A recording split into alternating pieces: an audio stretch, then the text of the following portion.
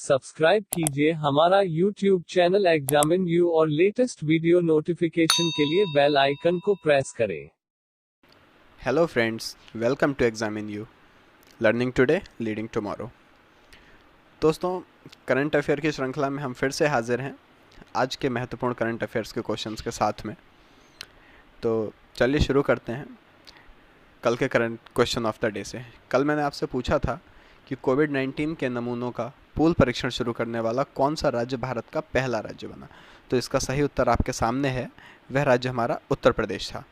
ठीक है, उत्तर प्रदेश ने क्या किया है कि कोविड-19 के नमूनों के लिए पूल परीक्षण शुरू किया, जिसमें क्या होगा कि बहुत सारे नमूने एक साथ लेकर उसकी रैंडम टेस्टिंग करेंगे, जिससे कि टेस्टिंग में लगने वाला समय काफ़ी कम हो जाएगा। ठीक है, चलिए फिर शुरू करते हैं आज के पहले क्वेश्चन के साथ में। आज का पहला क्वेश्चन है, विश्व धरोहर दिवस किस तारीख को मनाया जाता है।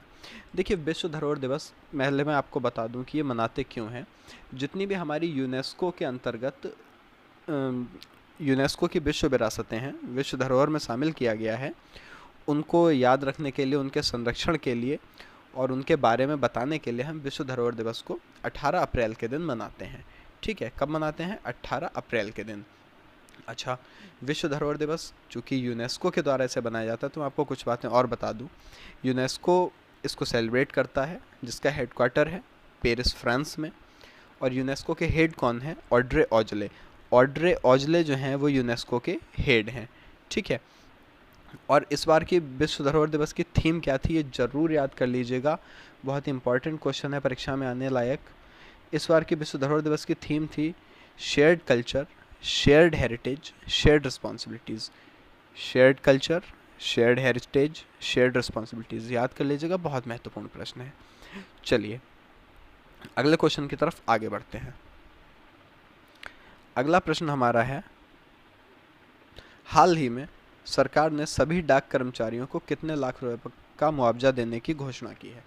अभी अभी दोस्तों सरकार ने एक ऐलान किया कि जितने भी हमारे डाक कर्मचारी हैं, चाहे वो डाकिया हो, एक ग्रामीण डाक सेवक से लेकर प्रधान पोस्ट मास्टर तक, सभी के लिए, कि यदि उनमें से किसी को भी कोविड-19 से कोई संक्रमण होता है और उनकी मृत्यु होती है, कोई अनहोनी उनके साथ होती है, तो उनके लिए 10 लाख रुपए का मुआवजा हमारी सरकार ने देने की घोषणा की है। कितने का? 10 लाख रुपए का। ठीक है, नोट कर लीजिएगा। हाल ही में प्रधानमंत्री ने, तीसरा प्रश्न, गरीब कल्याण योजना के तहत खाद्यान्न वितरण का रिकॉर्ड किसने बनाया। क्वेश्चन में थोड़ा सा मिस्टेक हो गई है। हाल ही में प्रधानमंत्री गरीब कल्याण योजना के तहत किस राज्य ने अधिकतम वितरण का रिकॉर्ड बनाया है। दोस्तों मैं आपको बताऊं, अभी क्या हुआ था, 16 अप्रैल के लिए उत्तर प्रदेश ने 1.5 लाख मीट्रिक टन चावल का वितरण एक दिन में लगभग 71 लाख परिवारों के लिए किया। तो जिसके तहत उत्तर प्रदेश क्या हुआ, पूरे भारतवर्ष में प्रधानमंत्री गरीब कल्याण योजना के तहत खाद्यान्न वितरण करने वाला सबसे बड़ा राज्य बन गया, जिसने यह रिकॉर्ड भी अपने नाम कर लिया। अब बात उत्तर प्रदेश की है, तो मैं इसके बारे में भी कुछ तथ्य आपको बता दूं। उत्तर प्रदेश की राजधानी लखनऊ है। यहाँ के मुख्यमंत्री योगी आदित्यनाथ जी, राज्यपाल आनंदीबेन पटेल, यहाँ का राजकीय पशु बारहसिंघा, राजकीय पक्षी सारस या क्रौंच, राजकीय पुष्प पलास और राजकीय वृक्ष अशोक। दोस्तों ये प्रश्न मैंने आपके लिए इसलिए बताया क्योंकि जो हमारे उत्तर प्रदेश के एग्ज़ाम होते हैं, जिनमें केवल उत्तर प्रदेश से क्वेश्चन आते हैं, उनमें यह क्वेश्चन बहुत महत्वपूर्ण रहते हैं। ठीक है, यहाँ पर मैंने ये बात भी आपको बता दी कि कितने परिवारों के लिए कितना वितरण किया गया है। ठीक है, चलिए आगे देखते हैं।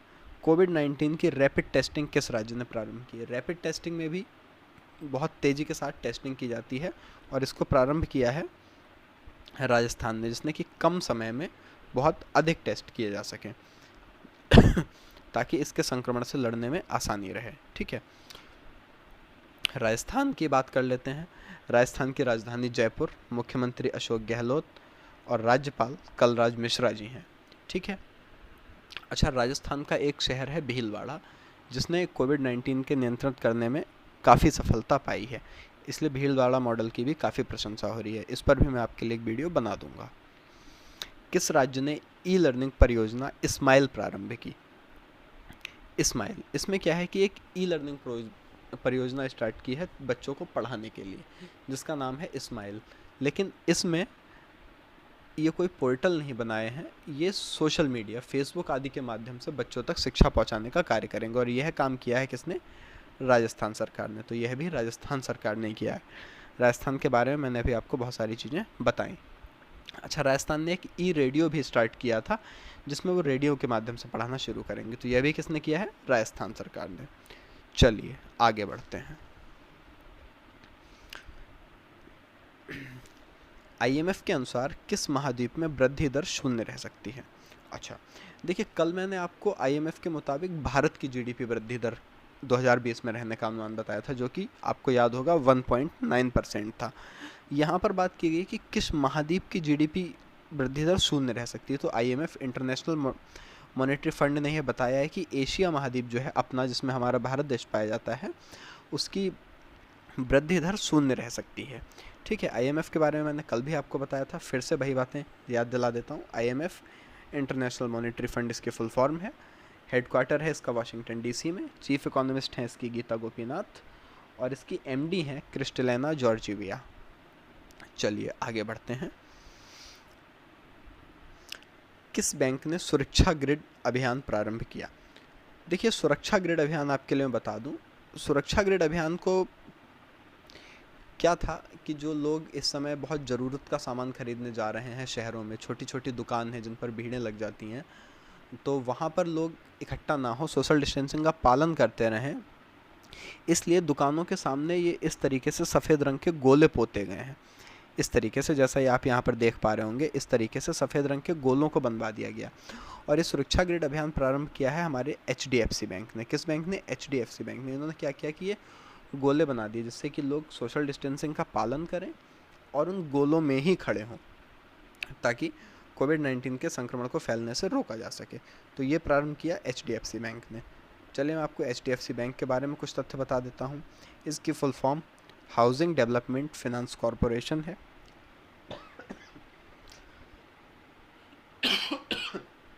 माफ़ कीजिएगा, थोड़ा गला ठीक नहीं है। इसके सीईओ आदित्य पुरी जी हैं। हेडक्वार्टर इसका मुंबई में है। चलिए आगे बढ़ते हैं। हाल ही में किसने स्पोर्ट्स मोटरसाइकिल ब्रांड नॉर्टन का अधिग्रहण किया है? देखिए, नॉर्टन क्या है? नॉर्टन एक UK based sport motorcycle manufacturing company है, नॉर्टन। ठीक है, जिसका भी $153 बिलियन देकर टीवीएस मोटर्स, जो हमारे इंडिया की कंपनी है टीवीएस मोटर्स, उसने इसका अधिग्रहण कर लिया है। ठीक है, तो इन्होंने क्या किया है कि नॉर्टन को एक तरीके से एक्वायर कर लिया है। ठीक है, तो चलिए थोड़ा सा टीवीएस के बारे में आपको बता देता हूँ। टीवीएस जिसकी फुल फॉर्म है थिरुकुरुंगुडी वेंगरम सुंदरम, जो कि इनके फाउंडर जो थे थिरुकुरुंगुडी वेंगरम सुंदरम अयंगर, इनके नाम पर ही टीवीएस का नाम रखा गया है, जिसके सीईओ इस समय है केएन राधाकृष्णन। तो टीवीएस मोटर्स ने किसको एक्वायर किया है दोस्तों? नॉर्टन को। चलिए आगे बढ़ते हैं। हाल ही में बीएसएनएल ने किस बैंक के साथ मिलकर पेमेंट प्लेटफॉर्म को लॉन्च किया है? बीएसएनएल बहुत ही पुरानी कंपनी है, टेलीकॉम सेक्टर की भारत की एकमात्र सरकारी कंपनी बीएसएनएल है, जो कि मोबाइल नेटवर्क प्रदान करती है। ठीक है, और लैंडलाइन को भी प्रदान करती है। बीएसएनएल ने एसबीआई बैंक के साथ मिलकर पेमेंट प्लेटफॉर्म के लिए लॉन्च किया है। ठीक है, थोड़ा सा बीएसएनएल के बारे में भी जान लेते हैं। हालात इस समय बीएसएनएल के काफ़ी ख़राब चल रहे हैं, क्योंकि प्राइवेट टेलीकॉम कंपनीज़ की वजह से बीएसएनएल को काफ़ी लॉस देखना पड़ा है। इसकी फुल फॉर्म भारत संचार निगम लिमिटेड, और इसके सीईओ हैं प्रवीण कुमार पुरवर। कौन है? प्रवीण कुमार पुरवर। चलिए आगे देखते हैं। अंतिम सवाल, हाल ही में किसने किसान रथ मोबाइल ऐप को लॉन्च किया है? देखिए, किसान रथ मोबाइल ऐप किसने लॉन्च किया है? थोड़ा नाम से ही लग रहा है, किसान अर्थात कृषि मंत्रालय, यानी कृषि मंत्रालय किसके पास है? नरेंद्र सिंह तोमर जी के पास। तो नरेंद्र सिंह तोमर जी ने ही किसान रथ नाम से एक मोबाइल ऐप लॉन्च किया है। मोबाइल ऐप लॉन्च क्यों किया है? किसानों की सुविधा के लिए। मैं बता देता हूँ आपको, देखिएगा। जैसा आप फोटो में देख पा रहे हैं कि कृषि उत्पादों के परिवहन की दृष्टि से अब नहीं होगी कोई कठिनाई। एक्चुअली ये किया इसलिए गया है कि किसान सीधे अपना माल, जो उनका अनाज है जो खेतों में उग रहा है, वो उसको सीधे बेच सके।